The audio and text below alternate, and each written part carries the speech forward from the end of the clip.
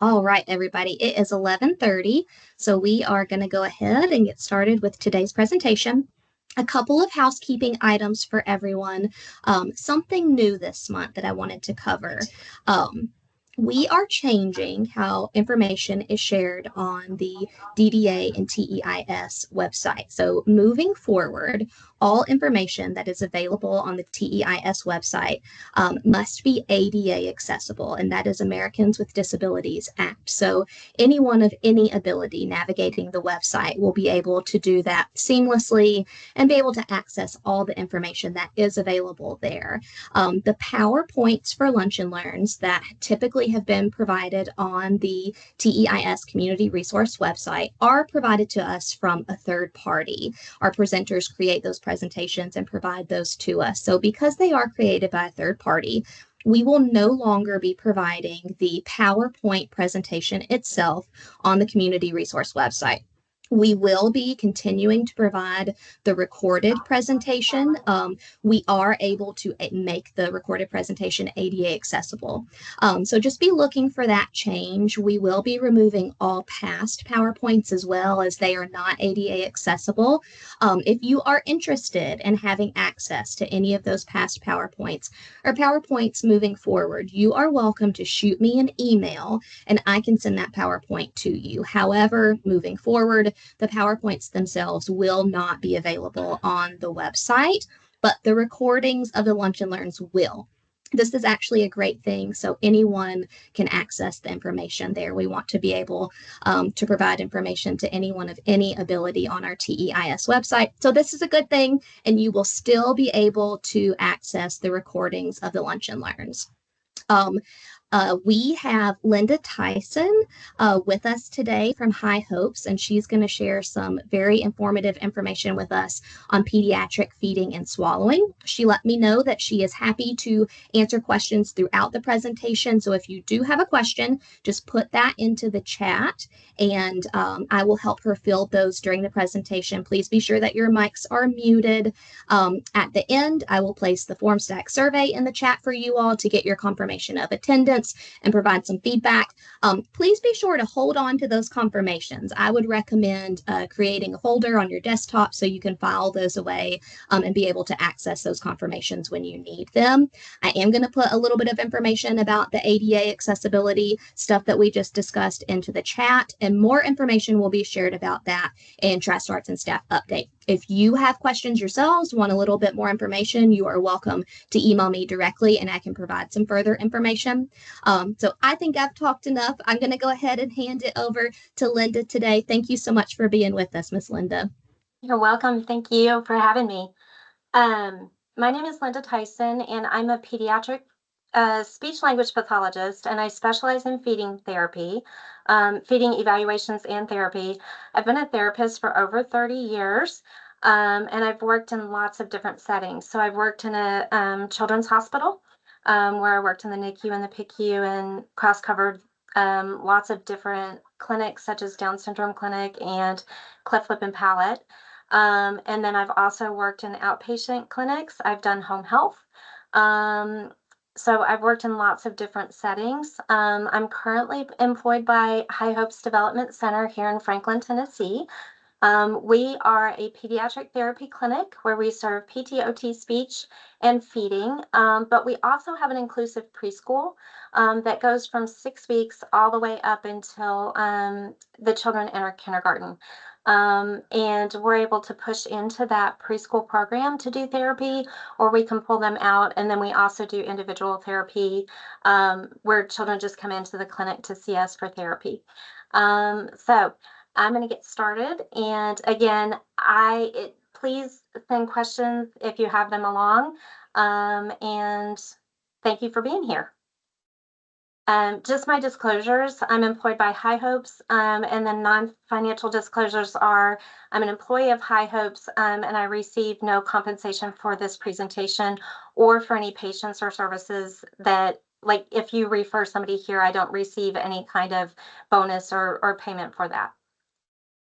And then disclaimer and materials usage. This class is for generalized teaching purposes. It's not intended to take the place of individualized medical advice.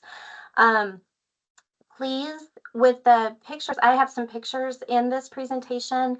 All I ask is that you don't share that with anybody else. So don't pull a picture out of my presentation and share it on any other social media sources, or even share them with somebody outside of TIS. And I did obtain permission to use the photos that are in this presentation. So let's get started. Um, as far as areas of focus, when I am looking at a child with a feeding disorder, there are 5 different areas that I look at.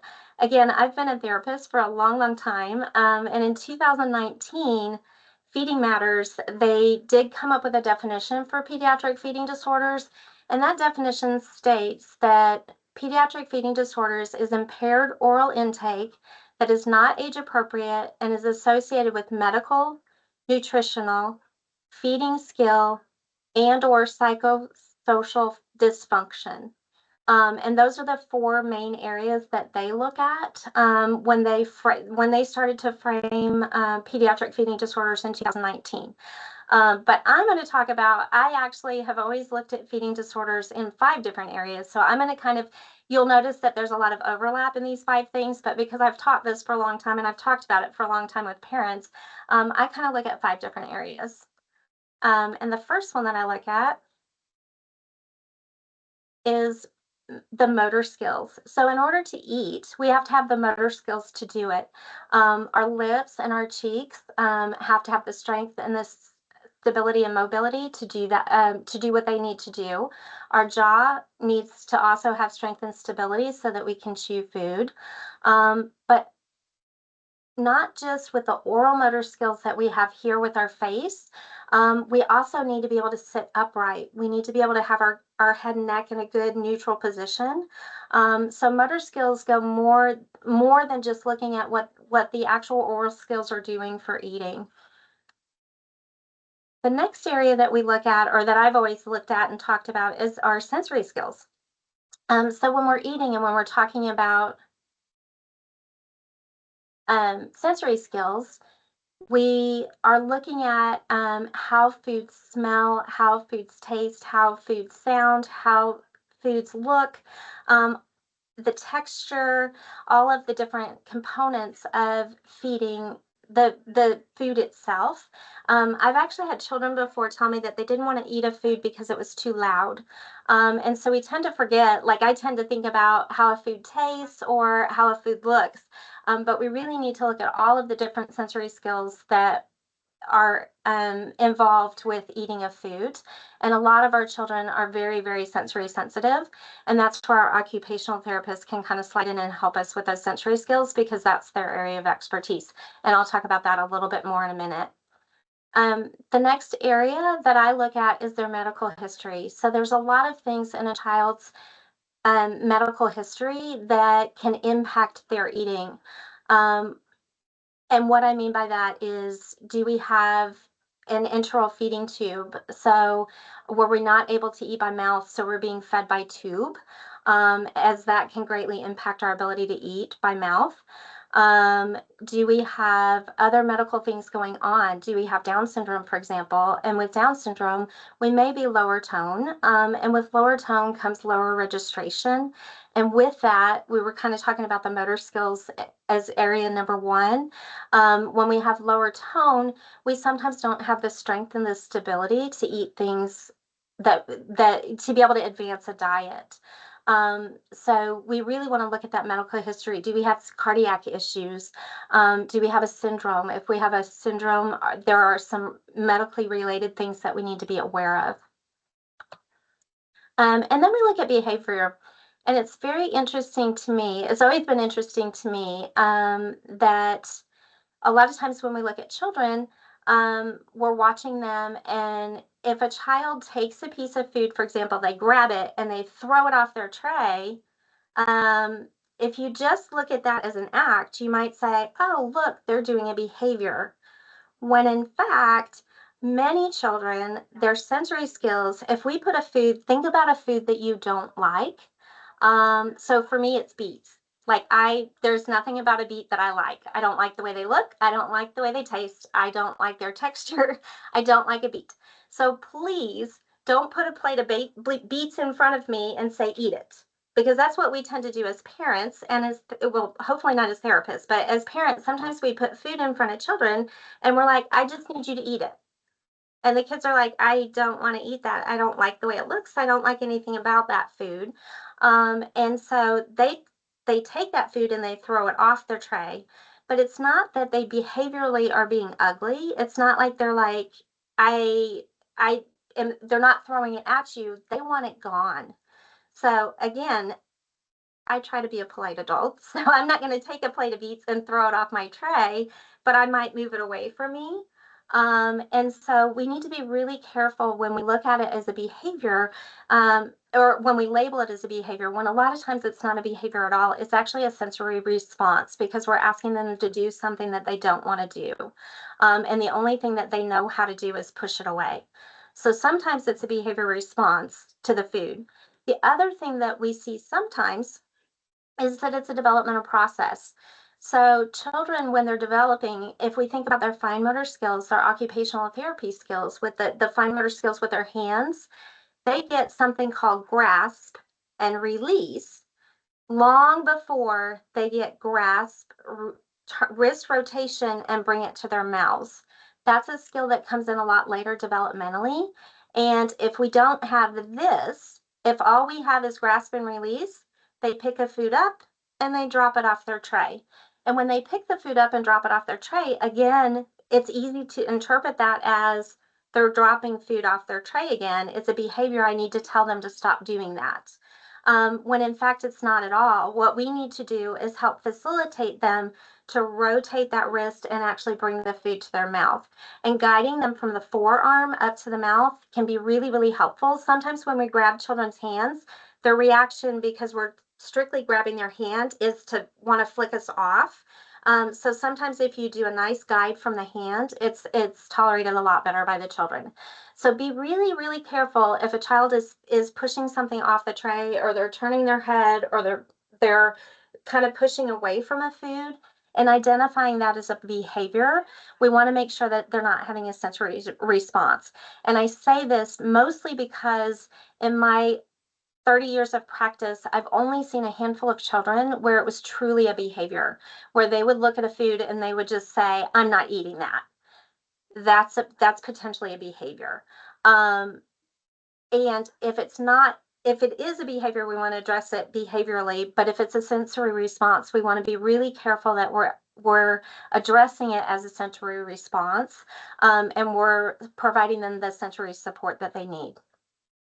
And the last thing that we look at, I like to look at, is family dynamics, because as you know, the service coordinators, you're in the families' homes, you're meeting with the families all the time. Families get a lot of input into how they should be feeding their child. We know that there's a lot of information out there on the internet, and people are very well meaning sometimes, but grandparents will often say things such as, if you starve them, they will eventually eat. If you just let them get hungry, then they'll eventually eat. I'm here to say that that actually is not the case. I have seen children that, because they weren't being made, we weren't on a good schedule and we had a pediatric feeding disorder, they were very happy not eating because there was nothing about eating that was pleasurable.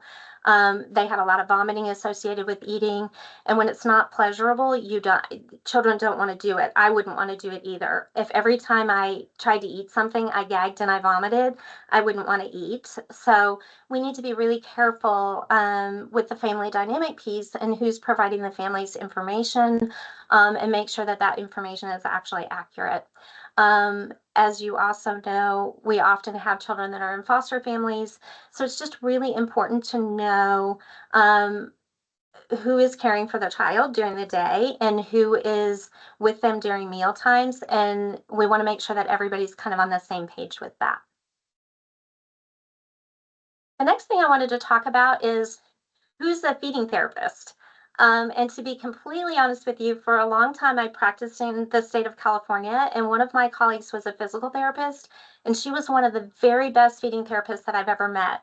So I don't want you to think that only speech pathologists can be feeding therapists because that's not the case. Occupational therapists, as I mentioned, sensory, dealing with children with sensory um, sensitivities is that's their wheelhouse. That's what they're really, really good at. So here at High Hopes, the speech pathologists, we typically see the children, the infants and the babies. And we also see children that are having oral motor transition difficulties. So maybe they only take their bottle and they're gagging with purees, or they're gagging with any texture. So anything that would be going on with that, because developmentally they haven't learned how to chew. A speech pathologist is going to step in and do that. But some of our older children who are 5, 6, 7, who just have a really limited diet. Let's say they only eat 5 foods. They only eat things that are beige. These are things that we hear a lot about in feeding therapy. So parents will come in and they'll say they only eat chicken nuggets, French fries, and mac and cheese. So everything is beige. Those children, a lot of times, will be working with our occupational therapists and our speech pathologists as feeding therapists to help expand their diets. So that's kind of the difference here at High Hopes. But I did want to mention that people do it differently. And again, when I was in California, one of my colleagues was a PT, and she was a great feeding therapist. And then as far as speech pathologists go, feeding therapy, when we're in graduate school, we take a course in dysphagia typically, which is swallowing disorders, which just relates to the act of swallowing. And within our dysphagia courses, we often have a section on pediatrics, but not a whole course. Most of us who are trained in pediatric feeding disorders have done all of that postgraduate work. And so there's a lot of continuing education that we do. Here at High Hopes, we do make sure that everybody is doing continuing education, and we have some requirements. There's a course, it's mentioned at the end of the slide, but it's called, it's KTME's SOS approach to feeding. And we require anybody that's seeing a child with feeding difficulties to have had that course before they start seeing them. And I'll talk about that a little bit later, but I just wanted to mention that most of the training that speech pathologists and occupational therapists have is post their degree training. So that's typically who sees children with feeding disorders. Um, and then for treatment frameworks, multidisciplinary team members. So as a pediatric feeding therapist, I am often talking with pediatricians, GI, ENT, pulmonology, nutrition, developmental psychologist, or psychology. I wanted to mention this because there's been a big push. I don't know if you've heard about pediatric feeding disorders, or PFD, and ARFID. There's a new diagnosis of ARFID, which is avoidant restrictive intake disorder. And you can find a lot of information if you're interested in that on the Feeding Matters website. But with ARFID, you have to have a psychological component. And so we're finding that if a child comes over, and typically they're a little bit older, those are your children that are have very restrictive diets. But there's a psychological component to that. And so we're finding that we're collaborating much, much more with developmental psychology than we ever did before. Um, Case managers, of course, here we're fortunate because we have a multidisciplinary team. So I'm constantly talking with the OTs, the PTs, the speech pathologists. And then I am not going to leave you guys out because the service coordinators and the developmental specialists, you are very, very important to us as therapists. I love it when you come into a session with me. We welcome our service coordinators and our developmental therapists into High Hopes, and they come watch sessions with us all the time. And I love it when you guys are here because you can see what we're doing in the clinic setting and then carry it through and help support the families at home. So I just wanted to say thank you to y'all because you're helping us do our jobs, and I love the feedback and the collaboration that we have. Um, as far as other treatment frameworks go, for feeding therapy, you can actually get feeding therapy. Intensive feeding therapy as an inpatient in a hospital. As a day patient, and there are programs that do inpatient intensive feeding therapy programs. The closest one to Nashville is in Atlanta, down at Atlanta Children's Hospital. Another very famous one is Kennedy Krieger. So there are a few different intensive inpatient feeding therapy programs that you can go to. You can also be a day patient, so where you're being treated at the hospital in one of those intensive programs, but you actually don't stay at the hospital, you stay outside of the hospital and you just go in and have, usually it's 4 to 6 hours of therapy or intervention during the day, and then you leave for the day. And those programs are typically 6 to 8 weeks long. There can be some variation in that, but that's what they typically are. And then another treatment framework is outpatient, which is what we do here. And our patients are typically seen weekly. I only have one on my caseload right now that's being seen twice a week. So most of the time we deal with it in a 1 time a week session. We do 45-minute sessions here. And we love for our families to be in the sessions with us. So it's really hard for them to carry through what we're doing in therapy at home if they're not actually seeing us and asking questions. So we welcome everybody into our therapy sessions here. The other way that we sometimes see children is consultatively. So sometimes we won't need to see them weekly, but we want to make sure that they're getting through transition smoothly. So a lot of times this comes up when we have an infant, for example, who has difficulty at first with bottle or breastfeeding. And if we have difficulty with that, sometimes we want to make sure that they make a smooth transition onto purees. Or starting spoon foods and then onto table foods. So a lot of times if they're doing well with their bottles, but they're not old enough they're not ready to move on to the next stage, we'll take a break for a minute, and then we'll see them again when it's time for that transition food. So we'll see them consultatively like that. Or the other thing is if we've seen them in therapy for a while and they're doing really well, we will check in with the families. A month after we discharge them, we'll do a quick check-in with the families to make sure that everything is going smoothly at home. And then there's different types of, or outpatient can be done in different settings. So the different settings that it can be done in, we can, sometimes feeding therapy is done in the home. Sometimes it's done in a clinic such as ours, or in a school. We are lucky because we have the attached preschool here, but sometimes it is, therapists will go into the other preschools, or I don't know of any here that go into elementary schools, but I did in California. And then sometimes we still provide therapy via telehealth.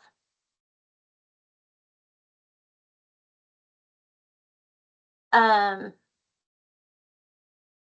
so I wanted to talk really quickly about what ages of children that we see. Um, Here at High Hopes, we see newborns and infants all the way through older children and adolescents up to about age 21. We don't have a specific cutoff age, but up to about 21. And newborns, we see littles coming straight out of the NICU. We have a great relationship here with the doctors at Vanderbilt Children's Hospital, and they refer a lot of patients directly to us if they're coming out of the NICU, if they've been seen, for example, by ENT or pulmonology, and they have concerns about their feeding, if they're aspirating, we will see those littles. We also have just started a collaboration with a lactation group in town, and they're referring babies to us as well. So we see quite a few babies. And then we see toddlers, and that can be anything. You kind of heard me mention helping with transition. Some children, for whatever reason, going from a bottle to spoon foods to foods is really challenging. They can have a lot of gagging, they can have a lot of refusals, and so we help with that. We also help with those picky eaters, and on up to those adolescents. Um, on the pediatric feeding, I'm sorry, on the Feeding Matters website, the prevalence for feeding disorders in 2019 was 1 in 37 children meet the criteria for pediatric feeding disorders. Up to 45% of typical children have feeding challenges, and up to 80% of children with neurological or physical challenges have a pediatric feeding disorder. So it's very prevalent, and we're finding more and more children that are having challenges with feeding. So, when do you refer for a feeding eval? If you're seeing a child and you're like, I don't really know, they might need feeding, they might not need feeding.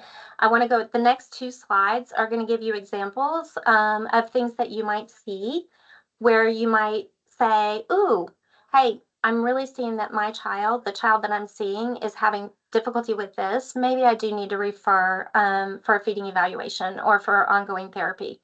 And things that would lead you to believe that you need to refer are if a child is having ongoing poor weight gain or frequent prolonged weight loss. We look very closely at growth and we look at growth charts. We here have a hospital grade weight scale that we use, and we use the most recent growth charts, and we chart those kids very carefully along with the pediatricians. So if you're seeing a child and the parents are saying they just they haven't gained weight in 6 months, that's going to be a concern. Or their weight has plateaued, or they've actually had weight loss. Those are concerning things. If the parent is reporting that the child is choking or gagging or coughing or vomiting during or after meals, and that's persistent, not just a one meal thing, but if you hear a parent say, every time I offer them this food, they seem to really have a hard time managing it. They just gag or they gag and vomit. That's a concern. And then you've got our children that have ongoing respiratory difficulties. So congestion which just can't be explained. Those children that have chronic runny noses, the parents will report, they just always sound wet to me. They always have a cough. Those are kids, we may be having a concern with aspiration that we need to address. So those are kids that we definitely want to take a look at. A history of eating and breathing coordination problems with ongoing respiratory infections. So that really goes to our children that are being diagnosed with dysphagia. We have children we have infants that are diagnosed with aspiration. And aspiration is when we swallow something, it actually goes down the airway into our lungs versus going down the esophagus into our stomach. And when it goes down the airway into our lungs, we can develop an aspiration pneumonia. So we can actually develop a pneumonia that needs to be treated with antibiotics. And once we've damaged the lungs, it's hard for the lungs to recover. And if children have recurrent aspiration pneumonia, it can be a problem. It can really impact their lungs and then their overall health. So we want to be really careful if we've got a child who is just really having a lot of respiratory issues or if they're having a lot of coughing. Um, and then if you have a child who is having difficulty managing their oral secretions, so you notice that they're just always drooly, they're really wet, and it's outside of teething. We expect children who are teething and going through teething periods to be drooly and to have a wet chin. But if you look and you're like, wow, they have their 16 primary teeth, and they're still just really drooly, or they always need something in their mouth. They're sensory seeking. They're constantly putting their shirt in their mouth and chewing on it, or a bib in their mouth, or their hand in their mouth. Some of those things, if they're oral seeking, we may want to take a look at that. Reliance on enteral feedings or supplements, and that just means that a child has a feeding tube. It may be a G tube, which is a gastrostomy tube, which goes into their stomach, or an NG tube, which is a tube that goes in their nose and down to their stomach, which they're being fed by. So if they are relying upon those enteral feedings to get good nutrition and hydration, that's a child that we would want to see, because if the family's goal is to get them to oral feeding. Now, I'm going to say that, I say that because I have seen a child before that the parents were very happy with the child getting their G-tube feeding, and they really didn't want to work on oral feeding. And so we stepped out. that's a time when a feeding therapist needs to say, that's I always have to remind myself that it's their child and these are their goals. And so I'm really careful to ask them what their goals are for feeding therapy. And if they don't want the child to eat by mouth, that is completely fine. And then we won't see those children. But if the family's like, oh, I want them to be able to eat by mouth, then we talk about what that might look like for them. And supplements, what we mean by supplements here, I'm sure you've seen commercials or you've heard parents talk about Pediasure. Pediasure would be a supplement. So Pediasure is a complete nutritional drink. And if a child is relying upon Pediasure to keep their weight, so that they're growing, so that they have enough weight gain. That might be a child that we need to see because I'd rather they were getting their food from a rounded diet. And I'm going to talk about that in a little bit too. But we want them to be getting a rounded diet and drinking milk and water, not just relying upon I'm going to drink 3 Pediasures a day, and I'm not going to eat any food. So those are kids that we might want to see. Um, Crying and or arching the back or the neck at most meals. This is something that we typically see in our littles, so 0 to 12 months, and it is giving us an idea that the child might be struggling from reflux, gastroesophageal reflux, and that's a symptom. A lot of times, if the food is coming up the esophagus for them, it's causing discomfort, and we see a lot, those babies in particular, we'll see them arching away, and showing us some discomfort signs. Those are babies that we want to see because we want to make sure that we get in and we help with the pediatricians or the GI docs or the nutritionists. We want to make sure we get it in there and we're helping with the reflux. We're helping manage that so that we don't develop a food aversion.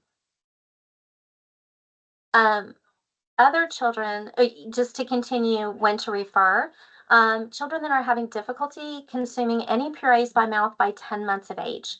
So that's kind of a good, hopefully that's a good guideline for you guys. When should children start eating? They're recommending now, the American Association of Pediatrics is recommending that we start foods around 6 months of age. And if they are not eating anything but breast milk or formula by 10 months of age, that we want to get them going in feeding therapy because the sooner we get them going and the sooner we provide support to the families, the quicker we can help. Um, Inability to accept any table food solids by 12 months of age. So if you think about some of those chewables or meltables that we typically start with children, um, so Ritz crackers, for example, or puffs, anything like that, we want to start getting them onto those textures. Inability to drink from a cup or a straw by 18 months of age. Some children can drink from a cup of straw long before that, but just so you know, if they can't do it by 18 months of age, we really want to get in and look at those oral skills and make sure that we're addressing that. Lengthy feeding times. So a child shouldn't be taking longer than 30 minutes to eat. So if parents report they're sitting at the table, it takes them 45 minutes, it takes us an hour to eat, that's unusual. And that's something that we would want to try to help with. Refuses entire food textures. So if you've got those kids where the parents come in and they will only eat smooth purees, they will only eat yogurt, they will only eat baby foods, for example, they won't eat anything with texture in it, or they haven't transitioned to table foods. Those are kids that we want to see. And the parent reports that it's difficult for everybody to feed the child. So sometimes we have caregivers come in, mothers come in, and they'll say, I'm the only one that can feed them. Dad can't feed them. Grandmother can't feed them. The only one that can feed the child is, there's only one person in the family that can feed them. That's concerning. And then limited food repertoire. And I'm going to give you, we call it the rule of tens. So how do we know if they're not eating enough variety of foods? So the rule of tens is what we go by. And that means for when we look at foods, we look at proteins. Um, Proteins are meats such as chicken, beef, pork, but then you have lots of different proteins as well. You can do beans, you can do yogurt, you can do peanut butter. So some people are like, wow, it takes a long time to get to 10. It really doesn't. You can do cottage cheese, you can do tofu, you can do, so there's a lot of different proteins that we we look at, but we want them to have 10 different proteins, 10 different starches. And most of our children are really good at starches, right? They like their crackers, they like their veggie straws. So usually with the starches, we don't have an issue unless they've had difficulty transitioning to the texture of those foods. But starches such as oatmeal, pancakes, muffins, those are all starches. So we want them to have 10 different starches. And then we also want them to have 10 fruits or vegetables. So it doesn't have to be 10 fruits and 10 vegetables. We want them to have 10 different fruits and vegetables. And a lot of times our children will eat fruits because they're sweet. And so they'll come in and mom says, you know, they're eating 8 fruits, but they'll only eat 2 vegetables. That's okay because children will eat things that are sweet. And if we continue to introduce them to those vegetables, which are a little more bitter, they will eventually eat them. We just need to continue to provide it to them to eat. And I have not met a dietitian yet that wouldn't tell you, let's say you're giving a child carrots and they're refusing the carrots, refusing the carrots. If we drizzle a little honey on there to make them a little bit sweeter, sometimes all of a sudden the kids are like, oh, I love carrots. It is okay for short term to put honey on the carrots to get them used to the texture, used to the flavor, and then we fade the honey out. If we've made it sweet. We do the same thing with sweet potatoes. But that's how we get children onto new foods, and that is okay. Some of our children love dip. So they'll dip. Ranch is a common dip around here. We use ranch all the time. We use cheese dip all the time because a lot of our children like cheese. That's another great protein source, by the way. And so it kind of goes along with that. If I can get a child to accept a piece of broccoli with cheese on it, I am thrilled to death because they're eating broccoli. And then I can eventually fade that cheese off, the dip off. Linda, And we do have a question from the yeah, I thought I previous saw one. slide. She said, what if the child has NAS? And I think that was in reference to one of those earlier bullets about how much they should be intaking it at a certain age. I need clarification on NAS. Um, Neonatal abstinence syndrome. Um, Alcohol. think- It's neonatal Alcohol. alcohol. Yeah. I'm so sorry. Alcohol. okay, and so the question is, Madison, if you'd like to unmute and give us a little clarification, that would be great. Can you hear me okay? Yes, yeah, ma'am. it's great. Thank you. No problem. I'm just wondering, I have a pair of twins right now that have NAS, and their pediatrician has referred to like looking at their age 2 months uh delayed.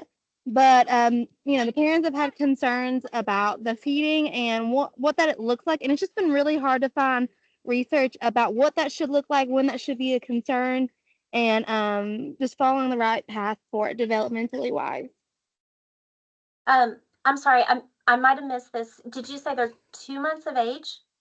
No, I'm so sorry. There's two twins, and the pediatrician recommended to look at their development 2 months behind. So, like, they're 12 months, Yeah, considered correcting. in 10 Yeah. months. Okay. So I think what we're going to do, yeah, we're going to correct.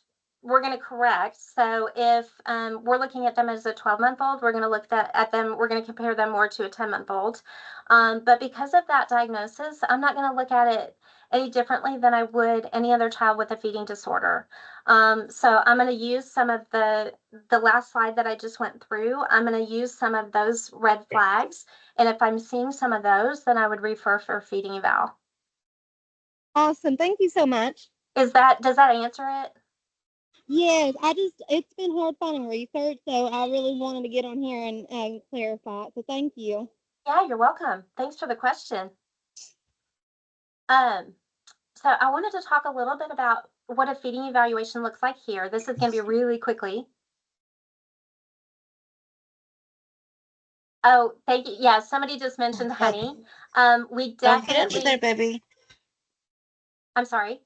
Where's Joey? Somebody mentioned being allergic to honey, and of course, we don't want to use honey in anybody under 12 months of age because it's not pasteurized. And somebody mentioned an allergy with honey. We want to make sure that we check all foods for allergies, and we want to check all children with allergies. We have a lot of children here that have even FPIES, which is a severe reaction to, for example, oats. So we are very careful about dairy, soy, wheat, all of the different allergens. So whenever you're working with a child, of course, you want to make sure that you're checking for allergies. But that's a good point. Thank you very much for pointing that out. So for a feeding eval, we do a complete medical history and make sure that we understand what in their history may be influencing their feeding disorder or their difficulties. And then we talk a lot about, we do a 3-day food diary with the parents, so we have them write down what their feeding schedule looks like. We ask the parents a lot about their sensory processing. If they're showing any other sensory processing things, they don't like to get messy. They don't like tags in their shirts, those kinds of things. We actually do feed the children while they're here. And then we do some trials of things. So if the parents are reporting they're having difficulty transitioning from purees to solids, we're going to actually work with some first solids and see if we can get them doing that. And then we provide the parents with what our recommendation is and how to actually obtain those services. If we're recommending consultative services or if we're recommending 1 time a week, how to get those services going. We also here now are using 2 assessment tools, the NeoEat, which goes from 0 to 7 months of age, and then the PD, which goes from 8 months on up to 7 years. So it's a parent questionnaire, but it's been very, very helpful in identifying areas of concern for the parents. And then we give them specific recommendations in home practice. Now, I want to go through the next slides quickly because I do want to get to what you guys can be doing at home or when you're seeing these children either in their preschools or in their homes. So reasons eating may be difficult. The first is eating may be difficult if it's causing significant pain. And pain could be from gastroesophageal reflux. It could be from persistent ear infections, respiratory disease. We talked about aspiration and aspiration causing aspiration pneumonia. And that can also cause GE reflux can cause a sore throat, as well as esophagitis. So those are all things that can provide children with significant pain, and the pain needs to be addressed so that we can make sure that the children are comfortable, so that when they're eating, they're actually eating without pain. And then there's also things that can cause just discomfort. So we have pain and then we have discomfort, and some of our children have both. So they may have GE reflux, persistent ear infections, but they also, because of all of this chronic nasal congestion, they're swallowing a lot of that mucus. And this is one thing I wanted to point out. A lot of times when children are any of us actually, not just children, any of us are swallowing a lot of mucus. When that mucus sits on our stomach, it can make us feel really nauseous. And if you've ever felt nauseous for a long period of time, you don't want to eat when you feel nauseous. It's just not comfortable. So those are our children, like I mentioned before, that are just like, I would prefer not to eat because they just have a lot of nausea. And those allergies can contribute to that constant chronic congestion, which can contribute to that mucus, which can contribute to nausea. So we really want to make sure that we're picking apart those things. On top of that, our children that have persistent ear infections may not be sleeping well. And when they're not sleeping well, that can also impact their willingness to eat, because we forget, but eating actually takes a lot of energy. And it takes a lot to be able to sit down at the table and pay attention and dismantle the foods that are in front of you. It takes a lot of attention and focus and a lot of energy to eat. And then the other thing that I don't always forget, but we need to make sure that we don't forget about teething, because we're always trying to pick apart, is it reflux? Is it allergies? Is it ear infections? Oh my gosh, we have teeth coming in. And the children, they can get a lot of discomfort with teething. The other thing that can cause a lot of discomfort is constipation, and we want to make sure that we're managing constipation. Other reasons that eating may be difficult, if we have immature oral motor skills and swallowing skills, that can cause aspiration, that can cause gagging, choking, swallowing foods whole. We want to make sure that some of our children, because they aren't developing good chewing skills, they'll put, for example, a cubed piece of a pear, they'll put it in their mouth and they'll just swallow it whole. We don't want them swallowing it whole, because then when it goes into their stomach, the stomach can't digest it, and that can cause constipation.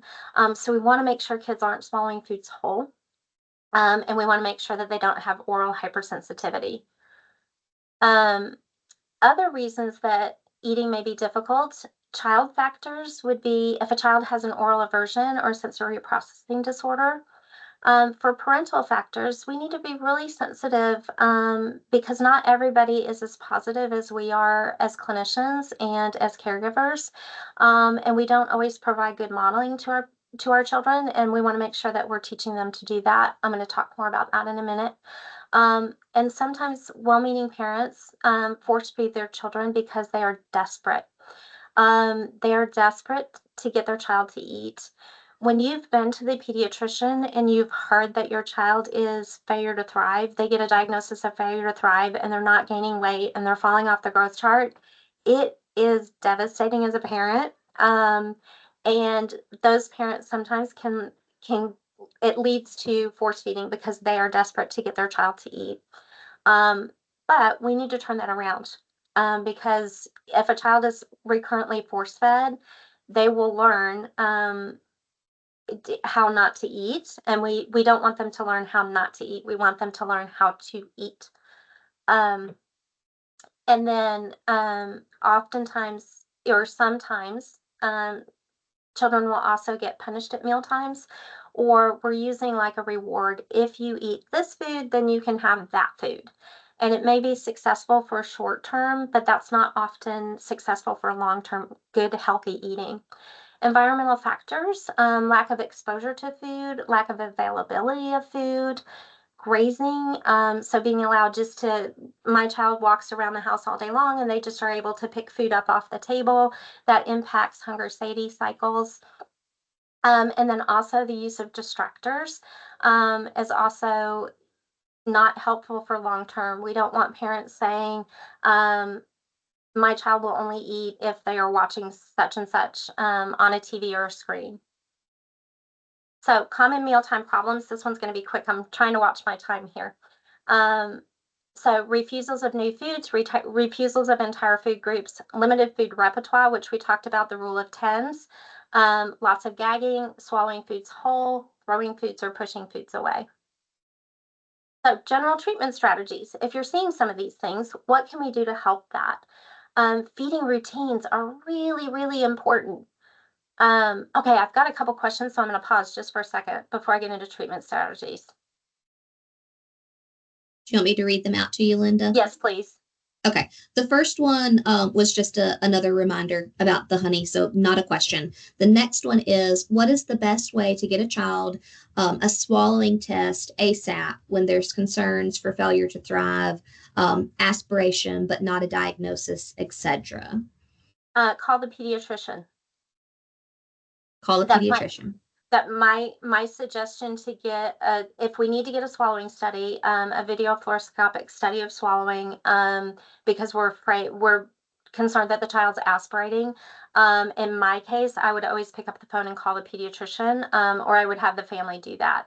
A lot of times, though, if I'm the one that's making the recommendation, I will actually pick up the phone and call a pediatrician and say, when I'm seeing this child in therapy, they're constantly sounding, they always have a cough, they're really congested, they're coughing and choking when they're taking in liquids or even solids. You know, and then I always do try to put, I don't say to a pediatrician, I want you to order a swallow study. I just ask and I say, you know, these are my concerns. What would you suggest we do about that?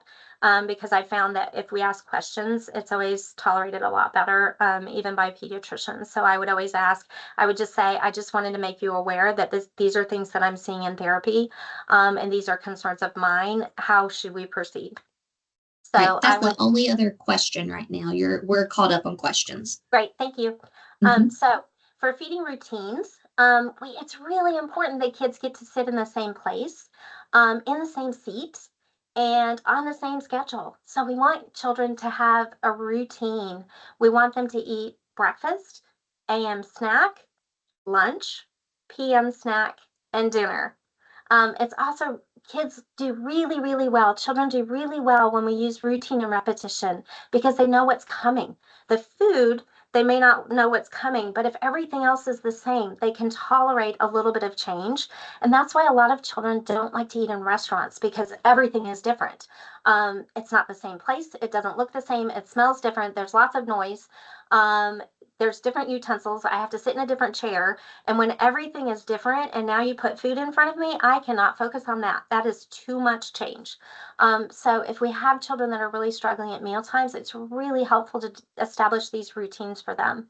Limit snacks to 15 minutes and limit meals to 30 minutes. No grazing. So it's really important. We can offer water throughout the day, but we don't want them to have access to a bowl of Cheerios or a bowl of goldfish throughout the day because that can, children, what they'll do is they'll eat a handful of those and they'll quiet their hunger signal to their brain. And then they won't, in their minds, they won't know that they're hungry. And so they won't want to sit down for snack times and meal times. So it's really important that we limit that grazing.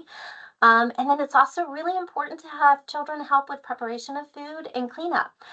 They can learn a lot about the textures and the smells and start getting really involved with the food if they get to prep it. We also know that children do really well if we give them choices. So if we say, do you want this or this today? That can be really helpful if they help, put foods on their plate and get them really interested about the food and get them cleaning up. Children as young as 2, actually a year and a half, can carry their plate into the kitchen. And we want to get them involved with the process and get them really excited about it. And you notice that this little one is sitting in a cube chair and she is in a great position. She's really supported. And because she's really supported, she can get her hands up on that bottle or on her little straw cup and she's able to drink from her straw cup. So we want to place them where they're supported. The position is appropriate for their size. They've got good head and neck is in neutral and it's in good control. As therapist, I long time ago heard a wonderful speaker. Her name is Gaylord Pender. She's a speech pathologist as well. And she said, what you see at the hips, you get at the lips. So we want them sitting at 90 degrees because if you tip your hips back, it pushes your chin down and it puts us in not a great position for drinking or eating. So we want to sit up. We also don't want to go in a hyperextension. We don't want that head going too far back because that opens up our airway and that puts us at risk for aspiration, and we definitely don't want that. So we want to make sure that they're in a good seated, supported seating position. And I'm going to show you some pictures of how that can look great and how we can change that when we're like, oh, that doesn't look so good. And the next thing says we may need to use some modifications such as towel rolls or there's some sticky stuff called Dysum that you can stick in their chairs so their bottoms don't slide, because some of our children, the problem is when you put them in the chair, their bottom slides and they just can't sit up. So it's some sticky stuff. It's a sticky film that you can put in the chair that helps them sit in their chairs. So here's some chairs that we use here at the clinic, or some chairs that families may want to use. And these chairs are really helpful at we want to make sure that their feet are on the ground, or if they aren't on the ground, we want to make sure that they have a foot plate or something that their feet are touching so that they can get some stability through their feet, and then all the way up through their head and neck. So we want to make sure they're good and supported while they're eating. As I mentioned, we don't want them having a lot of movement because it's hard enough to have to move our mouth when our whole trunk and everything else is out of control. So the first picture shows problematic seating, and you may not be able to tell in the picture, but in this picture, his feet are just dangling in that chair. They're not on the floor, and his back, like we were talking about, kind of that rounded posture, because he's in that rounded posture. He's not able to get the spoon to his mouth very well, and he's just not very supported. So in the clinic where we have lots of different seating options, the standard solution would be to put him in a more supportive chair. And in that chair, you see he's at a nice 90-degree angle at his hips, his feet are on the floor, and he's very supportive. Now at home, when you don't have a good high chair or a good seating system, some things that you can do, you can put something under their feet. Unfortunately, we don't have telephone books anymore. We used to use telephone books and wrap them in duct tape, and because they're really thick, and that would give us a nice thing for children to put their feet on. But you could find a cube of a block of wood that you can put under their feet. And then you can put some foam behind their back if we need them to be a little bit more supportive. So make sure you're watching them very carefully and putting them in a really good supported system.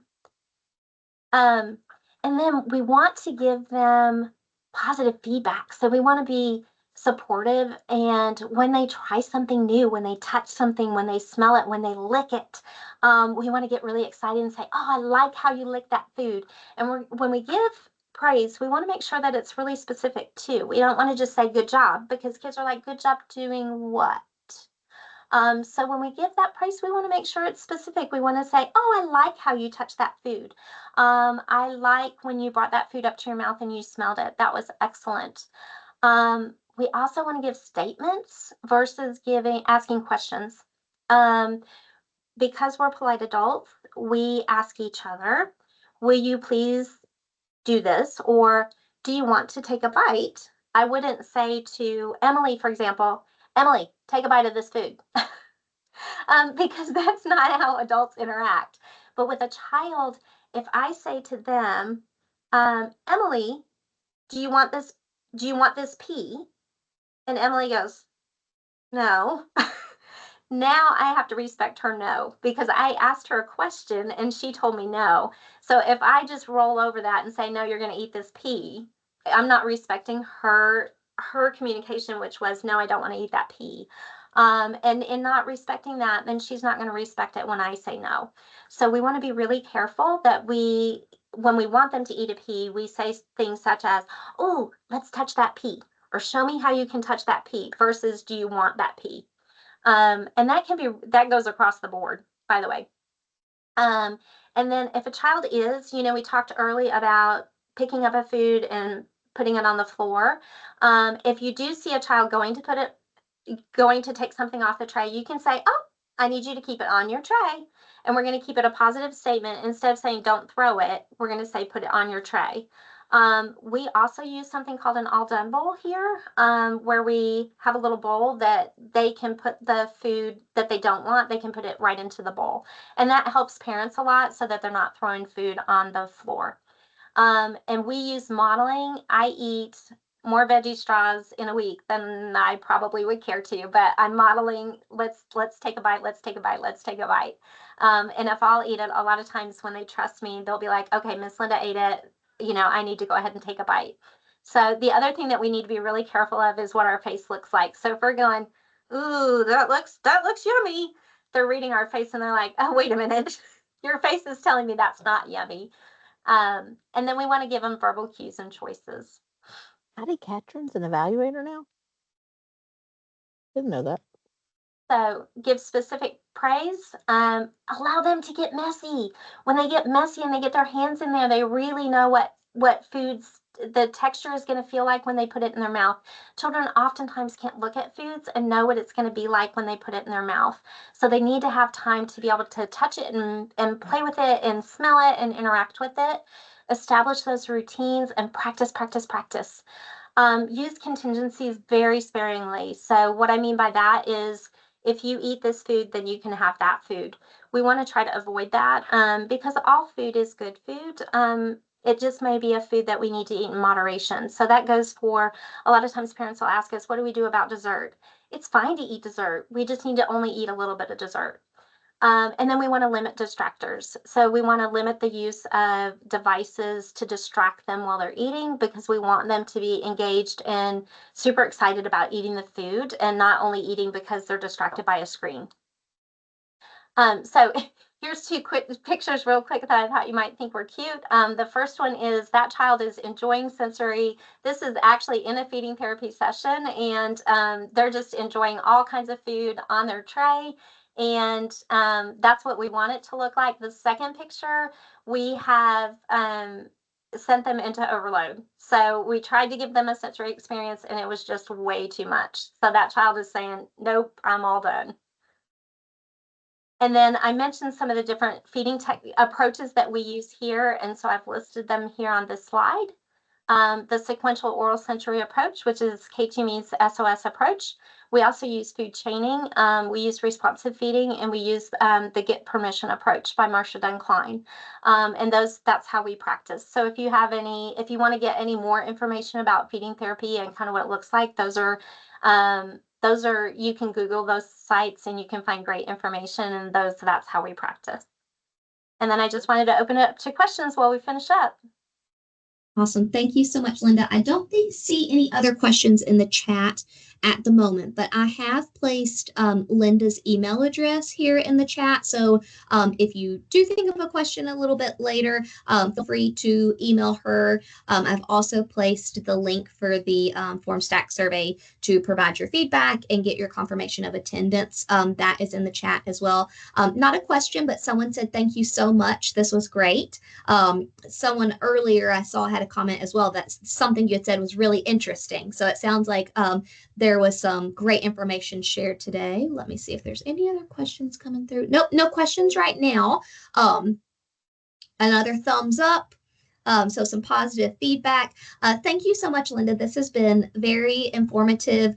It's even got me thinking about feeding with my own kiddo and all the options and variety that he eats. So very, just as a parent, but also as a service coordinator and providers, great information. We do have, I think we may have a question. It's pretty lengthy. Give me just a second. Okay. I have a child with blindness on my caseload. He is in feeding therapy. He turns 4 in October. He currently only eats puree food stage 2. He had a few bites of yogurt in the last month, but after 2 or 3 spoonfuls, he is done. He drinks water and milk. When I first started meeting with the family, he would not touch any food, crunchy or soft. If it came anywhere near him, he would get very upset. And if it was near his mouth, he would gag and get very upset, and then wouldn't even eat his puree. Introducing anything to him was difficult, such as toys and other items.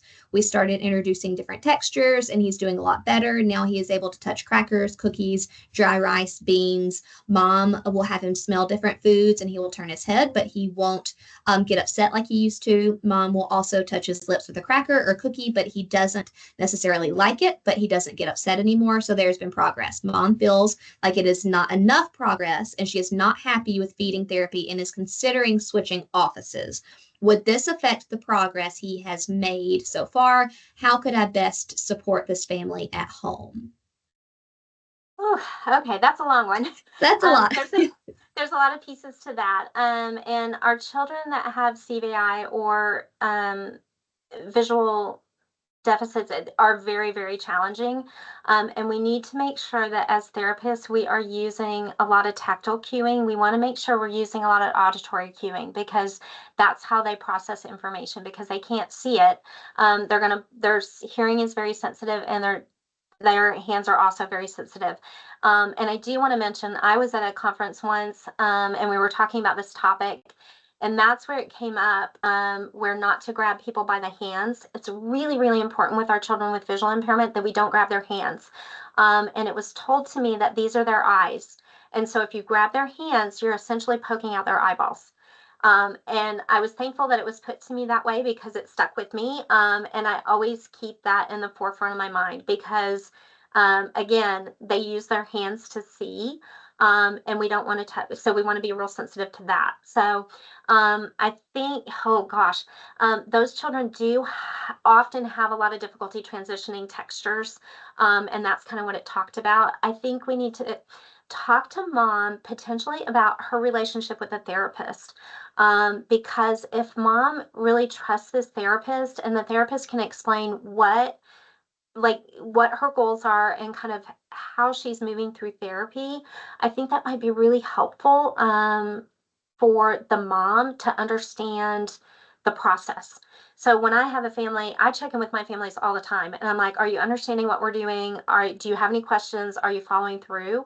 But I think if we can explain it to the families really well, that this is why I'm doing what I'm doing, and it's going to take a little bit, that can kind of help get them back on board with therapy, and it taking a long time. Um, that is one of the, sometimes we have children that move through therapy really quickly, and it's great, but sometimes we have children in therapy for a long time, and I can totally understand why it's frustrating for these families. And that's why we just, as therapists, I feel like we have to do our diligence and check in with them and make sure that we're meeting their needs and that we're addressing any of those questions. So I think it's really important. Like, I think what you could do as a service coordinator is make sure that that relationship between the therapist and the mom is a good one, and encourage her to ask questions and ask about the progress and ask about what she could be doing at home and what she could be seeing. Because yes, to answer your question, if they did switch providers, that child is going to have to trust the new therapist. So when I get a child that's been in therapy at another clinic, sometimes they'll bond with me really quickly, but sometimes it'll take 6 sessions. And there's no way to predict up front how long that's going to take. But I will tell you that children with visual impairments sometimes take a little bit longer to trust new people, because they can't see my face. They can hear my inflection in my voice, but they can't see that I'm smiling at them, and that they can trust me. And so building that trust, children have to trust you before they will eat with you. And sometimes building that trust can take a little bit. So in this situation, switching to a new provider could take a bit. And that could be very frustrating to this family as well, because not only are they're switching, but then they're going to have to wait out the trust situation. Thank Does you so that much. answer? If the individual who asked, her email address is in the chat. So someone said, yes, thank you. So it sounds like that was some good information, but also her email is in the chat. So if you do want to follow up, feel free to shoot an email over. I'm going to go ahead and stop the recording. Well, actually, first, let me remind you all, our next Lunch and Learn will be July 23rd. RIP, the Regional Intervention Program, will be back with us to share their 8 strategies that they use within their work. Just a reminder, that one will not be recorded due to copyright reasons, so please be sure to mark your calendars to attend. I'll put that in the chat. I know we're a couple of minutes over and some people have exited, so I'll put it in the chat and hopefully it will pop back up for everybody. Thank you so much, Linda. Very, very informative. Great information. You're welcome. Thanks for having me. Yes. Thank you. Bye-bye. Bye.